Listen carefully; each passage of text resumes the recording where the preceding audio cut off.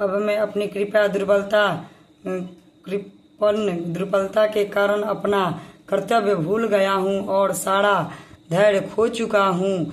ऐसा अवस्था में मैं आपसे पूछ रहा हूँ कि जो मेरे लिए श्रेष्ठ कार्य हो उसे निश्चित रूप से बताएं। अतः अब मैं आपका शिष्य हूँ और आपका शरणागत हूँ। कृपया मुझे उपदेश दे। तात्पर्य यह प्राकृतिक नियम है कि भौतिक कार्यपाल की प्रणाली ही हर एक के लिए चिंता का कारण है। पग पग पर उलझन मिलती है।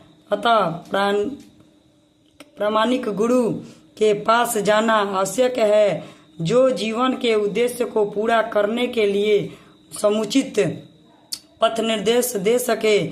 संग्रम वैदिक ग्रंथ हमें यह उपदेश देते हैं कि जीवन की अनचाही उलझनों से मुक्त होने के लिए प्रामाणिक गुरु के पास जाना चाहिए। ये उलझनों उस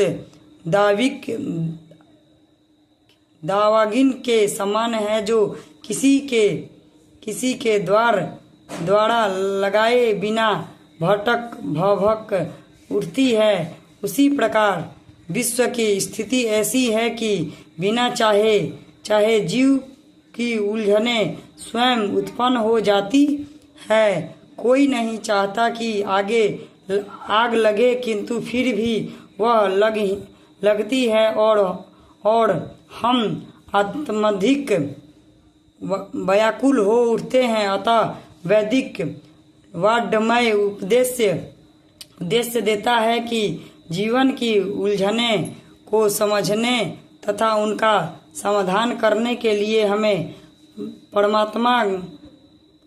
परमात्मागत गुरु के पास जाना चाहिए।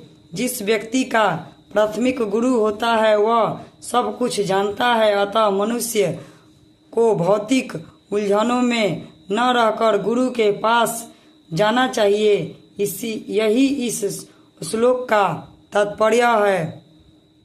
आखिर भौतिक उलझनों में कौन सा व्यक्ति पड़ता है? वह जो जीवन की समस्याओं को नहीं समझता।